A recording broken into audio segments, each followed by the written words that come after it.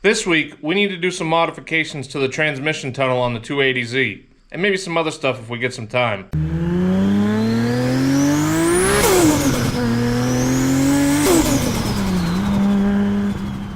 What's going on, everybody? Welcome back to Block Garage. I'm Brian, and as usual, working on the 280Z today. Now, to be honest, this is not something I am looking forward to doing at all. And if I had planned a little better, I wouldn't have to be doing it. We gotta do some rework. So one thing I've recently learned is that it's very hard to fit aftermarket seats in the 280Z specifically. Because in the 280Z, and I believe in the late 260Z after they swapped designs on a couple things, they added this hump here in the transmission tunnel for the catalytic converter to fit. Because, you know, back in the 70s, the catalytic converters were probably, I'm assuming, pretty big. This one didn't have it on it when I got it, but they didn't have room for it. So they added this hump here for the catalytic converter in the side of the transmission tunnel. And what that does is obviously narrows up the room here for mounting your seats. They changed the design of the seat mounts and they are way taller. So because of this, you know, you need room here to clear the hump with your seat. So this front rail is really high. And because of that, it makes it very hard to find aftermarket seats that will fit width-wise and height-wise, because you're pushed way over towards the door. On the driver's side anyway, the passenger side's fine. But you're also pushed way higher because of how high they had to put this front seat rail, which causes clearance issues with the roof, depending on how tall you are. You know, and after you add your aftermarket seats and sliders, depending on what you get, they don't always mount super low. Plus, for me personally, I like sitting low in a car. I don't like sitting up high. So, we're gonna tackle both of those issues at once. This hump right here, I don't need. There's tons of room in there around the CD09 transmission. We saw that in the last video. We don't need that hump there at all. So what we're gonna do, for one, is we need to cut these out, which sucks, because I welded those in there good. You know, they're not fully welded, but they're plug welded and they're stitch welded, which was a great idea at the time. However, it's gonna suck to get them back out. There's gonna be a lot of cutting, a lot of grinding, and these are not gonna be useful at all after that. They're gonna be junk, which is fine. I don't need them. It's just, you know, wasted money buying them and wasted my time putting them in and now cutting them back out. So after we get these seat rails cut out, I'm gonna try just reshaping that with a hammer. I tried whacking it a couple times pretty lightly with my 3-pound hammer. It moved easily. The only thing we might run into trouble with is back here on this seam. I'm not sure how hard that's gonna be. I gave it a couple whacks, but you know, the seat rail is welded right there, so it didn't really move. If we need to cut that part out and repatch that part, we can. And then once that's done and reshaped, then, I mean, obviously we gotta do the passenger side too. I'm not gonna have the other side be super high like that. But after that, we need to weld brackets in to fit a universal aftermarket seat slider, which looks fairly easy. I've got a plan. It actually would have been easier than putting those original seat rails in. But anyways, let's get these seat rails cut out and go from there. Now before we get trying to beat this panel in down here, I want to make sure that the part that is still good, you know, the part that's vertical, stays in shape. I don't want to beat that in at all. So I'm just welding some of this scrap rod in here in a few spots just to keep it in shape.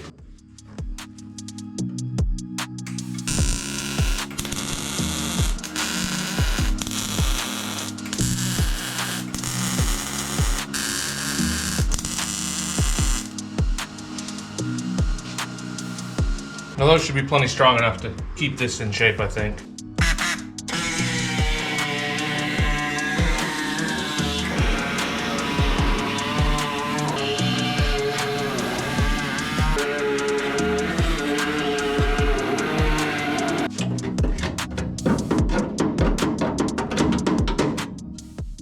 And I picked up this cheap body saw from Harbor Freight. It was like 20 bucks, super cheap.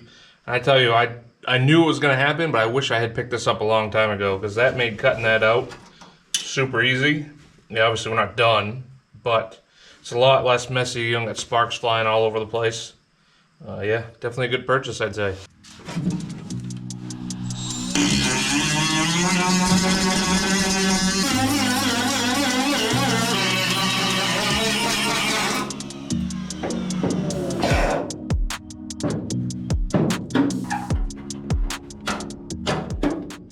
So that's basically what we're gonna be doing.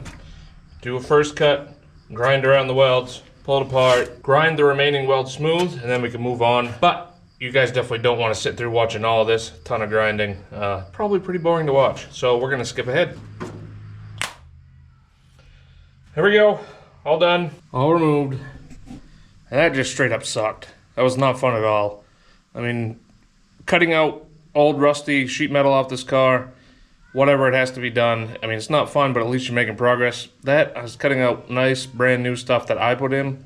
Just not a fun time. So it's been a few hours for me, obviously instant for you, but we got it ready. So now what we're gonna do is just try, just with my 3-pound hammer.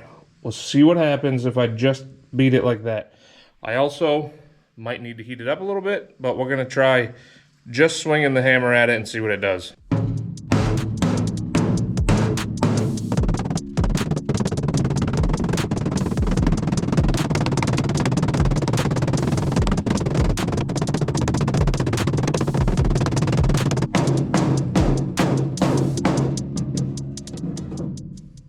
Oh, that was way harder than I expected, but we got it beaten in. Obviously, it doesn't look very good right now, and we got some stuff to fix. Tore a couple holes, one right there, one right here. This needs to be fixed.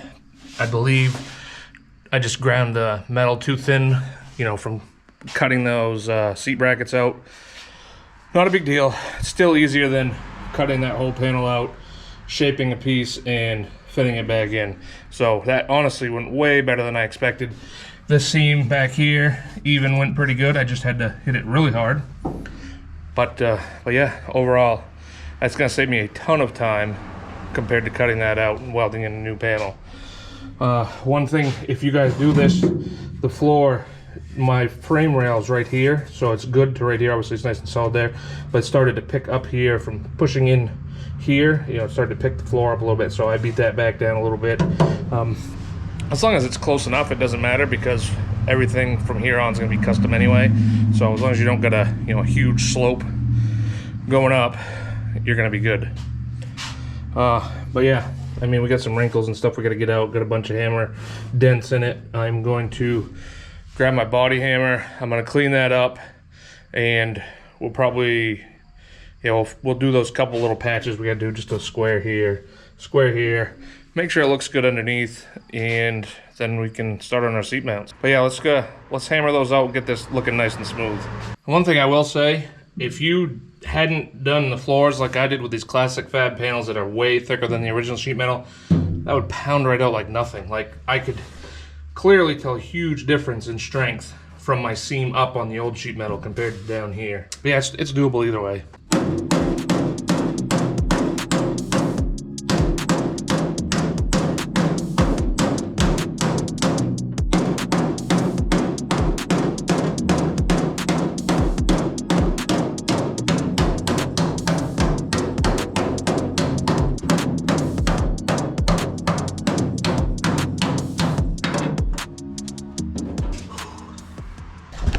Alright, well, this is very, very hard to hold my dolly on the back side because my arms just aren't long enough to reach through.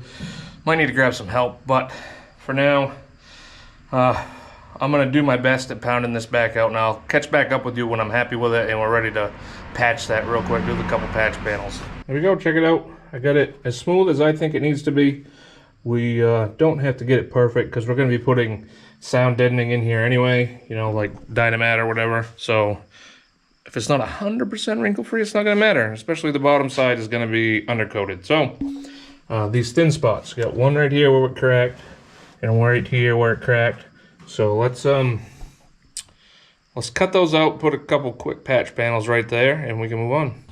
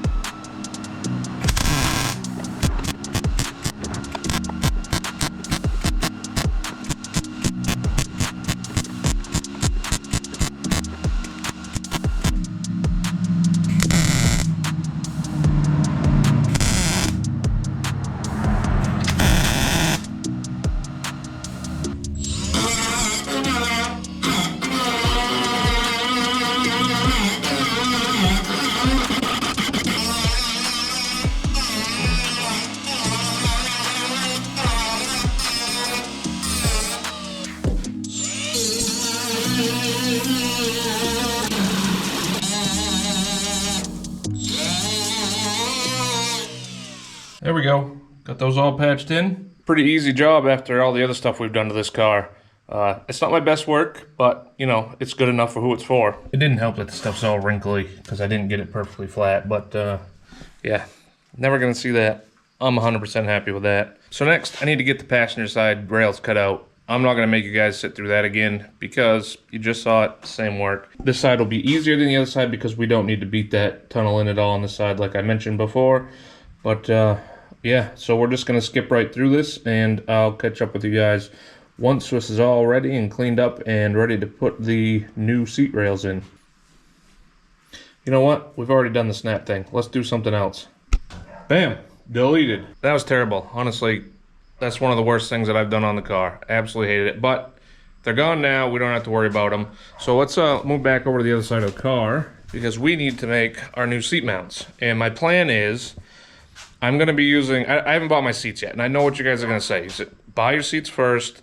That way you know exactly where you need to mount everything. And yes, that's probably the smart idea. However, I don't have the seats yet. I don't want to wait.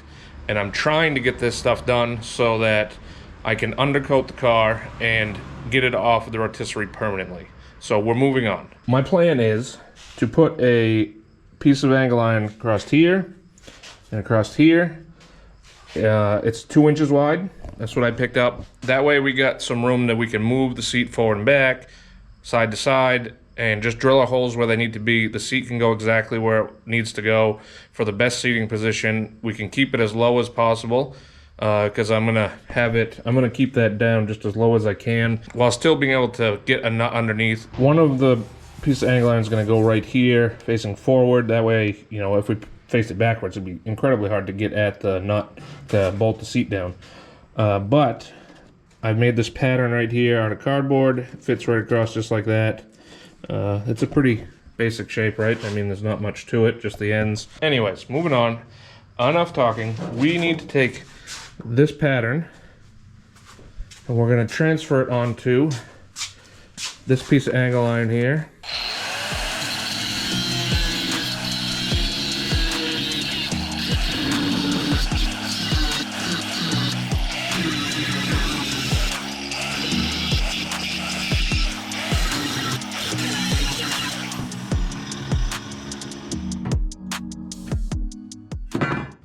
So here's basically what we're looking at.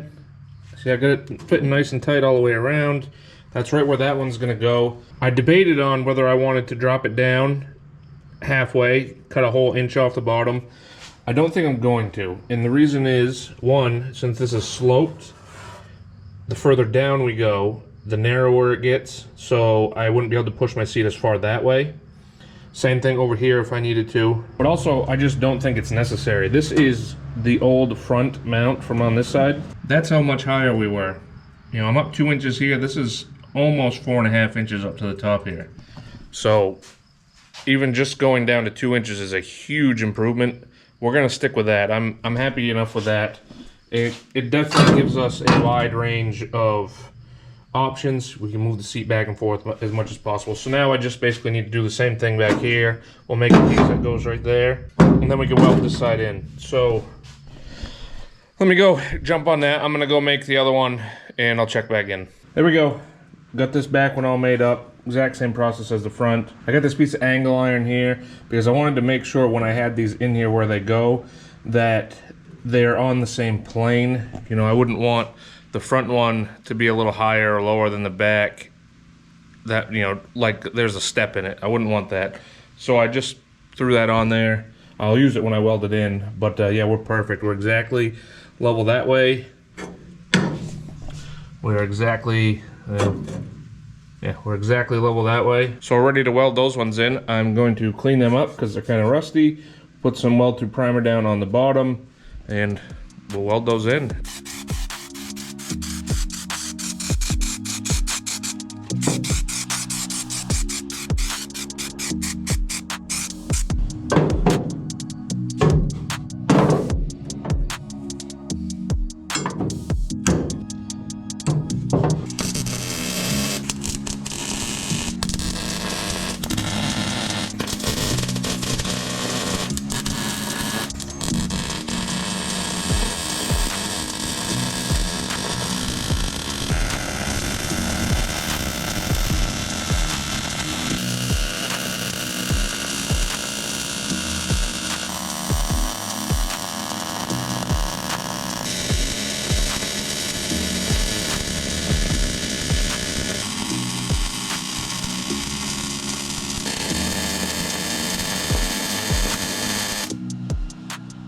we go.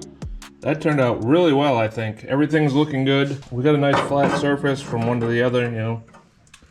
It's square to the car, so I think I'm very happy with that. I also made sure I didn't weld the whole thing, I stitch welded it. However, my frame rail goes right here, so I made sure I welded right where the frame rail is, just since that's the strongest point. Although I don't think it's going to be an issue with strength there anyway, especially compared to the original. I mean, it's got to be stronger, right? So now we need to get the passenger side done. I got it all prepped, obviously. So let's skip ahead to that. Bam, all done. Wasn't too bad. The hardest part of this was cutting those old seat mounts out, the old new seat mounts. But anyways, welding these new angle iron in there, getting it all shaped right. Very easy to do, really. I just made sure 100% that this one, or these ones, are the same height as over there, front to back, same spacing. You know, everything's square. So, I mean, if you're a little bit off, it probably wouldn't matter anyway, because you're going to be drilling holes wherever you need your seat sliders to go anyway. So that's done 100% until we're ready for putting the sliders on when we get the seats and all that stuff. But that's just 4 holes. Should be easy to do. So that's done, and now we don't have to worry about what seats we can fit in there. We got a ton more room on the other side over here where we bashed that cat hump out. So we shouldn't have any trouble fitting the seats we want to fit. It's not too high. It's not lean back now with the front mount way higher than the rear mount, and it's not too narrow to fit whatever seat we want, other than the actual physical limitations of the body. But there's nothing obviously we can do about that. We need the transcendental. The doors are where they are. So anyways, done with this, but not done for the weekend. So let's do something else. Check this out. Kira just made me this nice bracelet to wear in the garage. Hi. So in the last video, we built this cross member for the transmission. It goes right here between our frame rails. And I built this with just some riv nuts in the frame rails, just bolted through here on the sides. I think that still would be strong enough. However, a couple of you guys left a comment that I really should through bolt this to make it even stronger. And while I don't think it's 100% necessary, I do agree it would be better. So that's what we're gonna do. I've got this pipe here that I picked up. We're gonna drill out our riv nuts that we put in, drill a couple more holes through the outside edge, and we'll just put this pipe through, weld it in place on both sides. That way it keeps it nice and strong. You know, when you pinch your bolts tight, it doesn't try to pull in the sides of the frame rail. And that should be plenty strong enough, stronger than the riv nuts even, I would imagine, and definitely strong enough to hold up the rear of the transmission. So let's get drilling those out and drilling our other holes.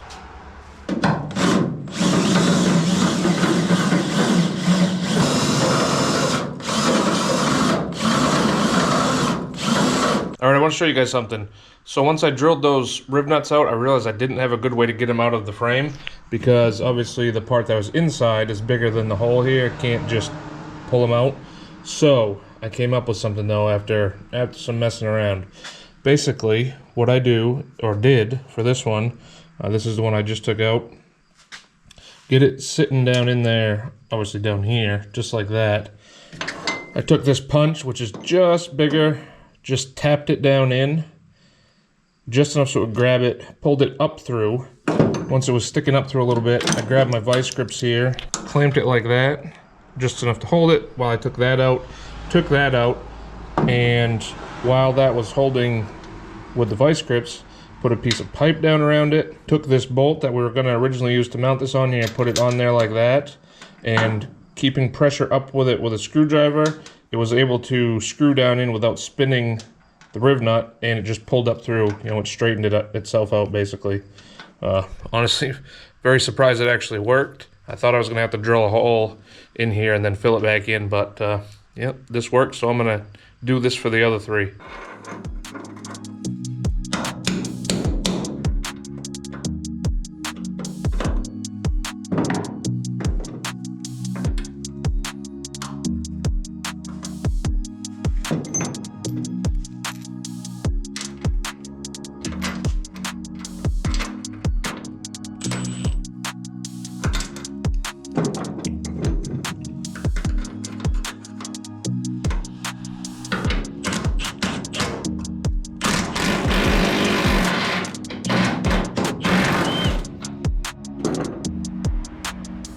We got that one out. Honestly, I'm very surprised that actually worked, but saves me some time.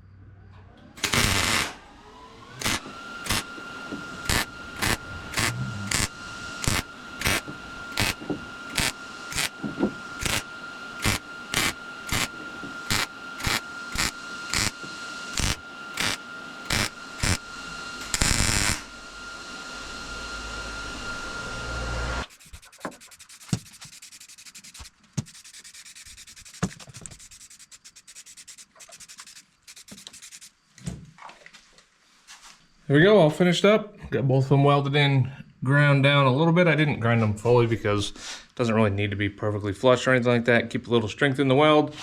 Not that it really requires much anyway, because most of the clamping force is from the pipe itself. But yeah, all ready to go. But yeah, happy with that. Probably better than using those riv nuts. Although again, I think the riv nuts would have been fine, but we got this done. I would say it's arguably a better design. Next up, I think we're gonna take this piece out right here.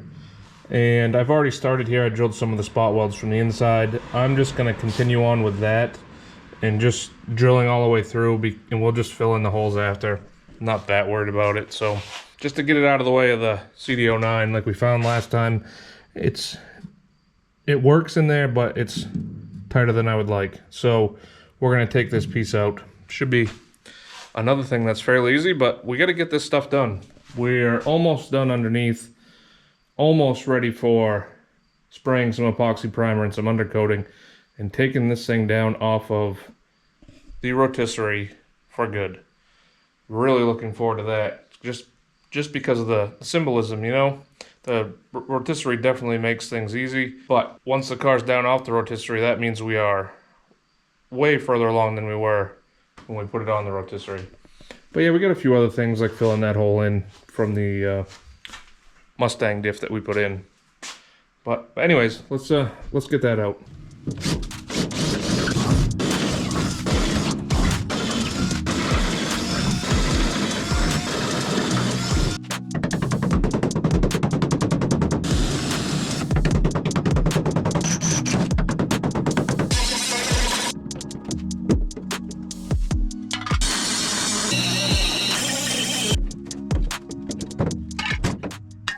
Wow, that was way more of a pain in the ass than I anticipated. It did not come free. These are actually really large spot welds compared to everything else, so I needed a bigger bit, to be honest. A lot of them, it didn't fully cut, and it wouldn't pop free. If you guys have to do this, I suggest putting slits in the corners here, you know, a little V-cut. That way, when you get one side free, you can pop it off and get it off, not try to take the whole thing off at once. But I got some sheet metal to fix now, and not just the holes. up here, it would not come free. I thought it was coming free, but it was actually ripping the sheet metal inside the car, so. Way more work than I anticipated. So you can see the mess I made for myself. Not ideal, but it's fixable.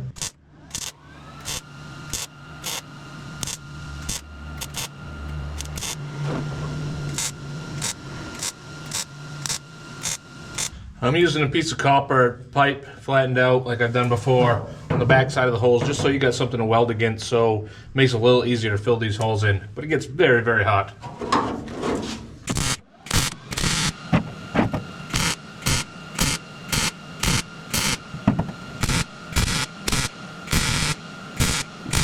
There we go, got this side all cleaned up and covered in primer. This side's all cleaned up and primer too. So we're all done with that. Honestly, that was a bit tougher than I was expecting, just because of how hard it was to actually get the old mount support, whatever you want to call it, for the old transmission mount out. But, I mean, it worked. Just a little more welding and grinding than I anticipated, but it's a drop in the bucket compared to all the welding and grinding we've done on this car. So, I think that's about it for this weekend.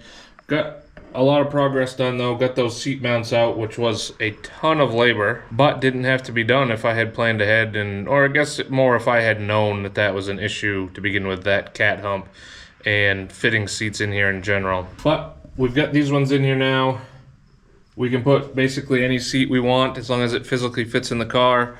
So keeps our options wide open. I don't necessarily need to buy ones that people have confirmed have fit with the cat hump and the height, and and we can get the seat where we want it. Don't have to push it too far towards the door. So to recap what we got done this video, we got those seat mounts done. We got the through holes for our transmission mount done to improve over the rib nuts, and we just got that transmission mount support thing out. Left on the car before it goes off the rotisserie, it's mostly miscellaneous stuff.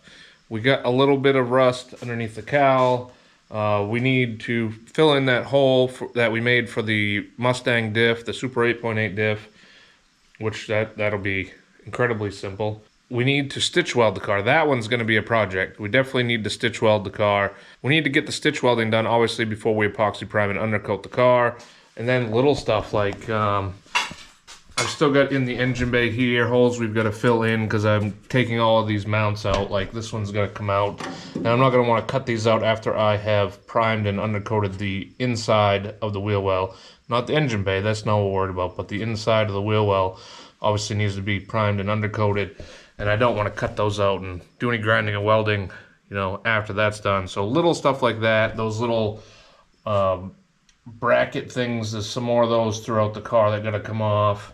But really, it's a little miscellaneous stuff like that. I might work on a little bit of it here and there on my own, not record, just because it's kind of uninteresting. So I might get some of that stuff done off camera. I've gotten some various stuff like that done off camera too, like these mounts that were here. If I'm waiting for paint to dry or something like that, I will find something random to do that doesn't really mean anything, but needs to be done to get the car done. As long as everything comes in, the roof should be the next video that you guys see though, because I believe I'll have what I need this week. So it should be the video finishing the roof off, should be, well, actually you guys seeing the whole process should be the next video. But if not, we got other stuff like I was just mentioning that we can do. But if you guys aren't subscribed, please hit the subscribe button. And for those of you that are, hit the bell notification button. That will alert you as soon as I put a video up that it has come out, so it'll be easy for you to find and you can watch it right off. And you guys that are subscribed, it helps a ton with the YouTube algorithm if you watch the video, especially if you watch it early. So hitting that bell notification so you know when I have a video come out helps me a ton, as well as you guys seeing the video. But yeah, leave me some comments on what we did this video, anything you want to see. Let me know what you guys are working on. I know we got some other guys watching the channel that have Datsuns or are doing a 2JZ swap or whatever. So let me know what you guys got, especially if you got a YouTube channel and Instagram. I'd like to check it out. But yeah, hopefully you guys like this video. We'll see you in the next one.